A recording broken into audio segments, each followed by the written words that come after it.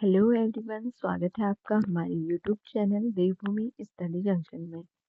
तो उत्तराखंड सीरीज में हम बीएस नेगी की बुक को कवर कर रहे हैं, जिसके 2 पार्ट पहले ही चैनल पर अपलोड कर दिए गए हैं। अगर आपने वो नहीं देखे हैं, आप इस चैनल के प्लेलिस्ट में जाके उन्हें देख सकते हैं। आज हम देखेंगे चंदू वंश से थर्ड पार्ट, जिसमें हम चंदू की भू राजस्व व्यवस्था और इसमें जो भी फैक्ट्स अभी छूटे हैं उनको कंप्लीट करेंगे। और इसी के साथ आज हमारा चंदू वंश कंप्लीट हो जाएगा। तो कल हमने लास्ट में चंदों की प्रशासनिक व्यवस्था के बारे में पढ़ा था, तो आज हम पढ़ेंगे चंदों की भू राजस्व व्यवस्था के बारे में। ये चंदों की भू राजस्व व्यवस्था थी वो कैसी थी। कौटिल्य के सप्तांग राज्य सिद्धांत के अंतर्गत 7 अंगों का वर्णन मिलता है, जिसमें से एक अंग कोश होता है। तो जो कौटिल्य था ये चाणक्य के दरबार में था, और कौटिल्य की जो बुक है उसका नाम क्या है? कौटिल्य की बुक का नाम है अर्थशास्त्र। तो कौटिल्य की जो बुक थी अर्थशास्त्र, और इसी में कौटिल्य ने सप्तांग राज्य सिद्धांत दिए हैं। तो जो सप्तांग राज्य सिद्धांत है उसमें से एक तो है कोश। तो इसमें बाकी क्या क्या है? बाकी इनमें जिनके नाम मिलते हैं इन सप्तांगों में राजा, अमात्य, कोश, दंड, दुर्ग, जनपद, मित्र, इस तरह से इसमें 7 अंग होते हैं। तो ये पूछा जा सकता है कि कौटिल्य की बुक का नाम क्या था। तो हालांकि ये फैक्ट यहाँ पे नहीं, लेकिन हमसे पूछा जा सकता है तो हमें ध्यान रखना है। तो कौटिल्य की जो बुक का नाम था वो अर्थशास्त्र है, और इसमें जो सप्तांग जो बताए गए हैं उसमें है राजा, अमात्य, कोश, दंड, दुर्ग, जनपद और मित्र। चंदों के समय राजा जिनको रौद्र भूमि, गूढ़ भूमि जो मंदिरों के दान के लिए दी जाती थी, उसे विष्णु प्रीति के रूप में भी जाना जाता है। अगर कहीं बार गूढ़ नाम से ना आके विष्णु प्रीति के नाम से आए तो हमें उससे जो मतलब है वो गूढ़ भूमि से ही है। तो जो गूढ़ भूमि जिसे जमीन दी जाती थी वो थातवान होता था। थातवान मतलब भूमि का मालिक, क्योंकि वो जमीन उसे ही दी गई है, तो वो ही उस हिसाब से वहां पे एक हिसाब से भूमि का मालिक हो गया है। खाईकर खाई हुई भूमि पर कर देने वाला, ये जो खाईकर था ये जो कर देता था अनाज और नकदी दोनों रूपों में कर देता था। और जबकि जो सिरतान था वो नकदी के रूप में कर देता था। तो ये कई बार पूछा जाता है कि कौन चंद काल में जो कर था वो नकदी के रूप में देता था, तो वो तो था सिरतान। साथ ही इसमें एक और भी पॉइंट है, जो एक और कर है वो है कूद कर। कूद जो होता था वो अनाज के रूप में कर दिया जाता था। तो जो कूद कर है वो अनाज के रूप में दिया जाता है। तो यहाँ पे 3 फैक्टर हमारे लिए काफी इंपोर्टेंट हो जाते हैं। एक तो खाई कर, जो अनाज और नकदी दोनों रूपों में कर देता था। दूसरा है सिरतान, जो केवल नकदी के रूप में कर देता था। और जो जो कर होता था ये केवल अनाज के रूप में दिया जाने वाला कर था। तो ये हमें ध्यान रखना है। और जो कैनी शब्द प्रयोग किया जाता था वो भूदास के लिए किया जाता था, जो गल्ला छाड़ा को राजधानी पहुंचाने का काम करते थे। थातवा कैनी को अपनी जमीन नहीं बेच सकता था, और कैनी झूठा नहीं खाता था, जबकि छोड़ा झूठा खा सकता था एवं जब चाहे उसे किसी को बेचा जा सकता है। तो मैं इंपोर्टेंट फैक्ट ही इसमें देखनी है, जैसे कि राजा किसी व्यक्ति को बहादुरी के लिए रौत या वीरता पुरस्कार देता था। तो जो रौत पुरस्कार का संबंध है वो वीरता से है, ये हमें ध्यान रख लेना है। गल्ला छाड़ा, जिसके बारे में हमने कल भी बात की थी, जो गल्ला छाड़ा होता है भू राजस्व का 1/6 होता है गल्ला छाड़ा। और प्रधान हर गांव में होता था और वह माला गुजारी वसूल करता था। उस समय जो प्रधान का कार्य था वो माल गुजारी वसूल करना भी प्रधान का ही कार्य का था। प्रधान पद वंशानुगत होता था, और प्रधान के नीचे कोटाल एवं प्रहरी थे। तो जो प्रधान था वो वंशानुगत था, वंश के आधार पर होता था। किसी प्रत्यक्ष तरीके से मत के आधार पर नहीं चुना जाता था, उसे वंश के आधार पर ही चुना जाता था। और इसके नीचे जो आते थे वो कोटाल और प्रहरी थे। कोटाल प्रधान के अधीन कार्य करता था, जो लगान विषय का हिसाब रखता था। प्रत्येक गांव में प्रहरी होता था, इसके द्वारा गांव की चौकीदारी की जाती थी। घरेलू नौकर या दास को छोड़ा एवं दासियों को छोड़ी कहा जाता था। कोट के रजवाड़ छोड़ों को सेवक या विश्वा कहते थे। जैसे अभी हमने पढ़ा विष्णु प्रीति या गौड़ भूमि, ये मंदिरों के को दान दी जाती थी। ठीक है। भूमि माप की इकाई में उस समय जो प्रयोग की जाती थी उसमें नाली, ज्यूला, अधाली और मस्सा का मेनली प्रयोग किया जाता था। और चंदों के समय में 36 प्रकार के राजकर थे, जिन्हें छत्तीसी कहा जाता था। तो इनके समय में विभिन्न तरह के कर थे, जो 36 प्रकार के राजकर थे, तो उन्हें छत्तीसी कहा जाता था। और चंदों के समय के जो सभी कर थे, जिन्हें 36 रकम 32 कलम कहा गया था, इसे बाद में गोरखों ने समाप्त कर दिया। तो चंदों के द्वारा जो लगाए गए कर थे जो 36 थे, इन्हें 36 रकम 32 कलम कहा जाता था। और इन्हें किसने समाप्त किया? तो इन्हें समाप्त किया गोरखा शासकों ने इसे समाप्त कर दिया। तो ये तो थी चंदों की भू राजस्व व्यवस्था के बाद था। और अब हम पढ़ेंगे चंद्रकालीन कर व्यवस्था, क्योंकि चंदों के समय में बहुत सारे कर लगाए गए थे और एग्जाम में इनसे क्वेश्चन पूछ लिए जाते हैं कि जो कर था वो किस संबंध में लिया जाता है। तो हमें इन्हें पढ़ लेना है ताकि हमें इसके बारे में थोड़ी भी जानकारी हो तो हम क्वेश्चन को एटलीस्ट सॉल्व कर पाए। तो हम देखेंगे जूलिया। तो जूलिया जो है वो नदी पुलों पर लगने वाला कर था। अगर पूछा जाता है कि चंद्रकाल में नदी पुलों पर कौन सा कर लगता था, वो जूलिया था। लेकिन अगर वहां पे जूलिया की जगह नाम सांगा दे दे तो वो भी जूलिया कर के ही बारे में पूछा जा रहा है। तो ये हमें ध्यान रखना है। इस तरह के क्वेश्चन आजकल पूछे जा रहे हैं। सिरती सिरतान से ही निकला हुआ शब्द है, तो ये भूटियाओं से वसूल किया जाता था। ये भी जो नगद के रूप में कर दिया जाता था उसे ही सिरतान भी कहते थे और सिरती भी कहते थे। और जो राखिया नाम से स्पष्ट हो रहा है, रक्षाबंधन और जनेऊ संस्कार के समय लिया जा रहा था, क्योंकि कुछ कुछ कर ऐसे होंगे जो हमें नाम से ही स्पष्ट हो जाएंगे, तो उन्हें हमें बहुत ज्यादा मतलब समझने की जरूरत नहीं है, क्योंकि अगर हम उन्हें नाम से ही उनका आइडिया लगा सकते हैं। और मांगा कर ये पूछा गया है कई बार, ये युद्ध के समय लिया जाने वाला कर था। तो जो युद्ध के समय लिया जाता था जो कर, वो था मांगा कर। खेनी कपिलिनी ये कुली विकार से संबंधित था। और बेकर, बेकर तो हम अभी भी सभी लोग इसे जानते होंगे। बेकर जो होता है अनाज मापने का एक उपकरण होता है, तो ये अनाज के रूप में देकर होता था बेकर, तो इससे हम इसको समझ सकते हैं।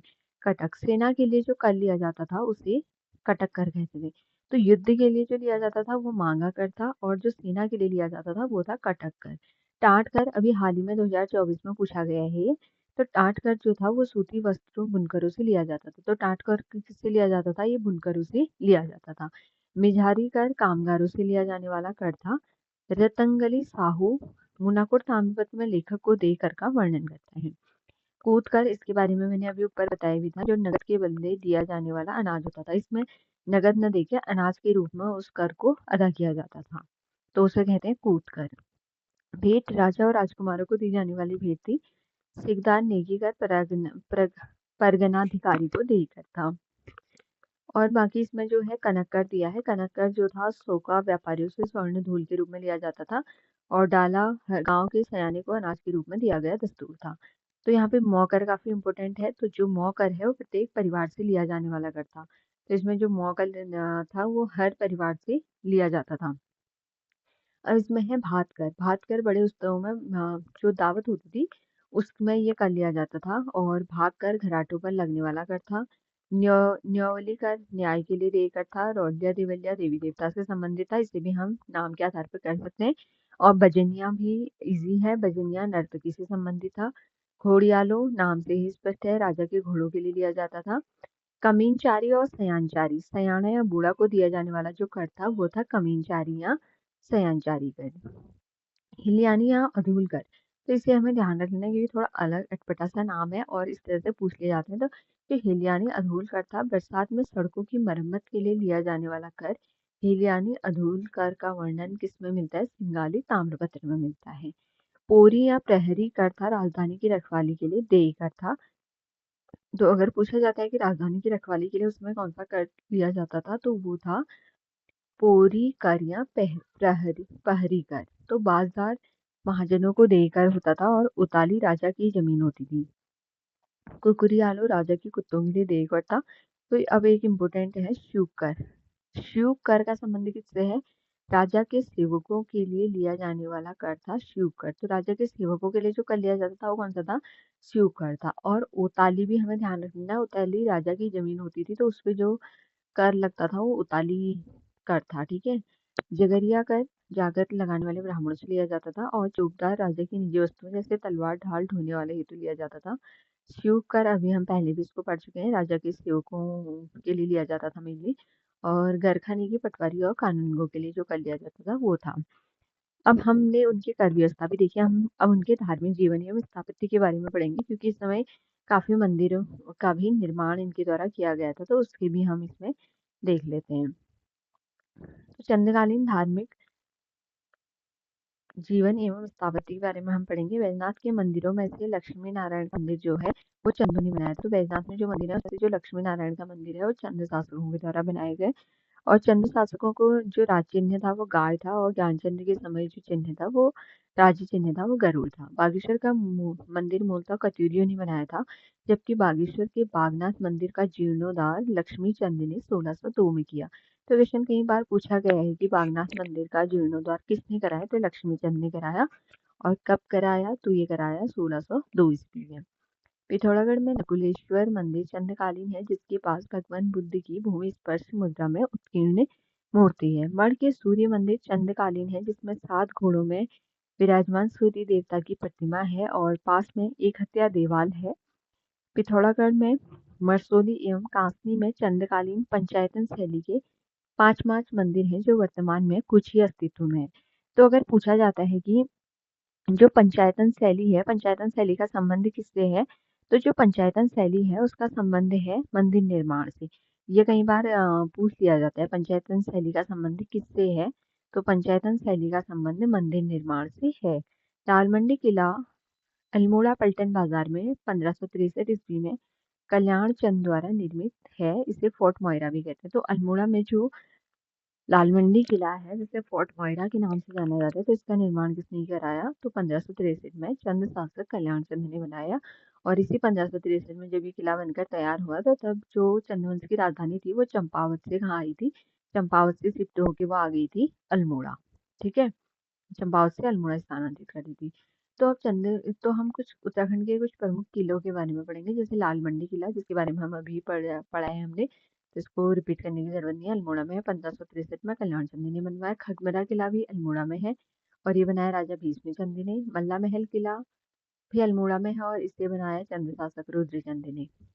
राजभुंगा किला चंपावत में है और ये बनाया था सोमचंद ने। और जो नेथड़ा किला है, ये चंद्रकालीन नहीं है, ये है अल्मोड़ा डिस्ट्रिक्ट में और ये बनाया गया था गोरखाओं द्वारा, तो ये गोरखाकालीन है।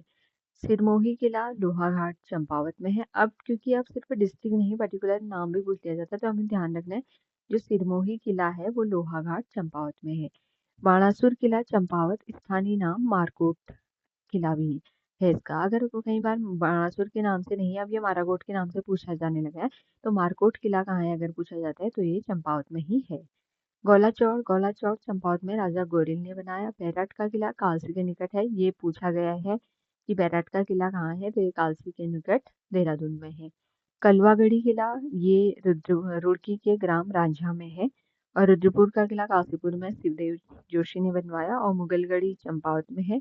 खलंगा या नालापानी का किला ये देहरादून में है और यहीं पर खलंगा युद्ध भी हुआ था 1814 में। तो ये तो पढ़े हमने इनके धार्मिक जीवन के बारे में, और साथ ही इनकी जो प्रमुख किले थे उस समय के, कौन कौन से किले बनवाए गए थे उसके बारे में भी हमने पढ़ा। अब हम इनकी जो देखेंगे वो प्रशासनिक व्यवस्था और सामाजिक व्यवस्था से रिलेटेड कुछ पॉइंट हैं, उन्हें भी हम देख लेते हैं। मोहम्मद गजनवी के आक्रमण के समय सोमचंद कुमाऊं आया था और चंदों के राजकुमार अपने आप से पहले कुंवर व गुसाई लगाते थे, लेकिन भारतीय चंद के जाख ताम्रपत्र में पर्वत चंद के नाम से पूर्व कुंवर लगा था और रतन चंद के नाम के बाद कुंवर था, तो रतन चंद छोटा पुत्र हो सकता था। तो ये हमारे लिए कुछ इम्पोर्टेंट नहीं है, हम इसमें कुछ इम्पोर्टेंट फैक्ट ही देखेंगे जो कि एग्जाम की दृष्टि से इम्पोर्टेंट हो और हमसे पूछे जा सकते हैं। बाकी आप सारे पॉइंटों को पढ़ सकते हैं और इसका पीडीएफ आपको टेलीग्राम चैनल पे मिल जाएगा। तो अब इसमें हम देखते हैं चंद राजाओं की जो मेनली उपाधियां थी, उसमें एक तो थी श्री राजाधिराज की, महाराजाधिराज की, और ताम्रपत्रों में उत्कीर्णों को सुनार या सुधार कहा जाता था। चंदों के ताम्रपत्रों में राजाओं की वंशावली नहीं मिलती है, बल्कि कत्यूरियों के ताम्रपत्र में राजाओं की वंशावली मिलती है। तो जो कत्यूरी शासक थे वहां पर तो जो है राजाओं की वंशावली मिलती है, लेकिन जो चंद शासक थे उसमें नहीं मिलती है। तो ये हम कल पढ़ भी चुके हैं कि जो बरम ताम्रपत्र है इसका संबंध किससे है, तो जो बरम ताम्रपत्र है इसका संबंध किससे है, जगत चंद। ये क्वेश्चन काफी पूछे जाते हैं कि मझेड़ा ताम्रपत्र का संबंध किससे है, बरम ताम्रपत्र का संबंध किससे है, या गड्यूड़ा ताम्रपत्र का संबंध किससे है। तो ये सारी मैंने इस वीडियो में कवर कर रखे हैं, तो आप उन्हें अच्छे से नोट कर सकते हैं, क्योंकि अगर आप उन्हें साथ में नोट करेंगे तो इजीली चीज़ों को समझ पाएंगे। तो आपको ये सारी जो कौन सा ताम्रपत्र किससे रिलेटेड है, जो चंद्रवंश की तीनों वीडियोस आई हैं इसमें क्लियर हो जाएगा, तो आप इन तीनों वीडियोस को देख सकते हैं। चंदू की जो प्रारंभिक राजधानी थी वो चंपावत थी, जो काली व चंपावती नदी के तट पर थी। और चंदू की दूसरी राजधानी अल्मोड़ा आलमनगर बनी 1563 में और ये है कोसी नदी के तट पर। चंद शासन में राजधानी के लिए बुंगा राजपुरा राजधानी शब्दों का प्रयोग मिलता था। चंद्रकाल में गोला बारूद रखने वाले स्थान को सैलखनिया कहा जाता था। उस समय में जहाँ जिस स्थान पर गोला बारूद रखा जाता था तो उसे सैलखनिया कहा जाता था। चंद्रकाल में गाय बैल रखने वाले स्थान को ठाट, जबकि मांस के लिए प्रयोग होने वाले जानवरों जैसे बकरी, भेड़ आदि के रखने वाले स्थान को सिकर कहते थे तथा सिकर के अधिकारी को सिकरा या साका कहा जाता है। तो ये कुछ इम्पोर्टेंट नहीं है, बस हमें थोड़ा सा ध्यान रख लेना है, अगर कभी पूछ लिया जाए तो हमें उसके बारे में थोड़ी सी जानकारी एटलीस्ट हो। तो अब हम पढ़ेंगे इनकी सामाजिक व्यवस्था के बारे में कि इनकी सामाजिक व्यवस्था कैसी थी और उससे रिलेटेड इम्पोर्टेंट फैक्ट्स को देखेंगे। चंद अपने आप को चंद्रवंशी राजपूत मानते थे और नाली शब्द का प्रयोग सर्वप्रथम तमिल साहित्य में मिलता है। ओझा नामक ब्राह्मण और रावत नामक राजपूत कत्यूरी राजाओं के समय आए, जबकि कोश्यारी राजपूत का मूल निवास बंगाल था। जोशी व पंत नामक ब्राह्मण कुमाऊं में महाराष्ट्र से आए थे। तो जो जोशी और पंत नामक ब्राह्मण थे वो ऐसा माना जाता है कि कुमाऊं में महाराष्ट्र से आए थे। बसड़ी राजपूत राजस्थान के बांसवाड़े से कुमाऊं आए। कुमाऊं के सबसे प्राचीन देवता एड़ी और घुरुड़िया है। दोनों देवताओं को पशु चारकों द्वारा पूजा जाता है। कुमाऊं में ब्राह्मणों के 3 वर्ग थे, चौथानी, पंचबड़िया और खस ब्राह्मण। इन्हें स्थानीय भाषा में पितलिया ब्राह्मण भी कहा जाता था। और साथ ही जो इनमें चौथानी ब्राह्मण थे उन्हें सबसे श्रेष्ठतम माना जाता था। राजस्थानी ब्राह्मणों के लिए ताम्रपत्र में ठक्कुर लिखा मिलता है। और राजपूत भी 2 प्रकार के थे, आर्य राजपूत और खस राजपूत। आर्य राजपूत बाहरी लोगों से यहाँ आए थे और जिसके अंतर्गत चंद राजा के वंशज भी आते हैं। और वैश्य वर्ग के लिए साहू कहते थे, जबकि पौरी राजाओं की चौकीदारी करते थे। तो उस समय वैश्य वर्ग के लिए जो शब्द प्रयोग होता था वो साहू होता था। साहू, वैश्य वर्गों को साहू कहा जाता था। और कुमाऊं में उत्कीर्ण का काम सुनार और टमटा करते थे, जबकि कपड़े बुनने का कार्य राजकोली करते थे। कुमाऊं के स्वर्णकारों द्वारा तिब्बत क्षेत्र से बोरेक्स का आयात किया जाता है। तो ये था चंद्रवंश के बारे में, जिसमें हमने 3 वीडियोस में चंद्रवंश के पूरे शासन व्यवस्था को हमने कंप्लीट कर लिया है, जिसमें हमने सारे चंद्र शासकों के बारे में सीक्वेंस से पढ़ा और उनकी प्रशासनिक, भू राजस्व व्यवस्था, कर व्यवस्था, धार्मिक, सामाजिक व्यवस्था सभी को हमने इसमें सीक्वेंस से कंप्लीट कर लिया है। तो आप इन तीनों वीडियोस को कम्प्लीटली देख के अपने चंद्रवंश मतलब अपने इस टॉपिक को कंप्लीट कर सकते हैं, क्योंकि इससे बहुत सारे क्वेश्चन पूछे जाते हैं। जो जो इम्पोर्टेंट फैक्ट हैं उनमें आपको मोस्टली बताया गया है कि इससे रिलेटेड आ सकते हैं, तो आप उन्हें ज़्यादा फोकस के साथ देख सकते हैं। और बाकी सारे फैक्ट्स को पढ़ने के लिए आपको इसका पीडीएफ भी प्रोवाइड करा दिया जाएगा, जिन्हें आप खुद से भी पढ़ सकते हैं। और अगर आपको हमारी वीडियोस इन्फॉर्मेटिव लग रही हैं तो वीडियो को लाइक करें और कमेंट जरूर करें कि आपको वीडियो कैसी लग रही है। साथ ही आप हमारे टेलीग्राम चैनल देवभूमि स्टडी जंक्शन को ज्वाइन कर सकते हैं, जहाँ पे आपको डेली क्विजेज भी कराई जाएंगी। उसमें क्विज़ेज़ स्टार्ट हो चुकी हैं, तो आप उसे जॉइन कर सकते हैं। और अब हमारे चैनल को अपने दोस्तों के साथ भी ज़रूर शेयर करें और साथ ही चैनल को सब्सक्राइब करें। मिलते हैं जल्द ही नेक्स्ट वीडियो के साथ। Thank you.